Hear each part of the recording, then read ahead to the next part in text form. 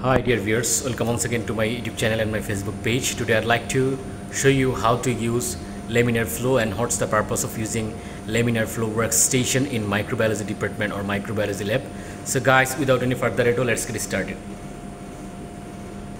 You are seeing that it's a microflow laminar flow workstation that is located in microbiology lab, and if you'd like to work on if you'd like to identify antimicrobial properties of any compounds, it may be, you can say, nanoparticles or nanoparticles related compounds or any organic compounds, then obviously you should work on a microflow or laminar flow workstation, so that any kind of air contaminants can be easily removed, and any kind of you can prohibit or inhibit, you can say, air contamination.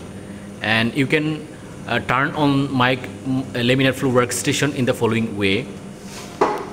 When you'd like to press this 2 button, then automatically it will be started, and then under this specific, you are seeing that under this specific place you have to work. That means it produces air flow or microflow, and by means of this kind of flow, you can say any kind of air contaminants cannot enter into this specific place or workstation, and you will be able to do antimicrobial properties identifications easier way and professional way, and in this way you will be able to get rid of contaminations in your sample or in your, you can say, media. So guys, that's all about today. Thank you for watching this video. Stay tuned, stay connected with this channel, and hit the subscribe button and press the bell icon for watching this kind of videos. Assalamu alaikum.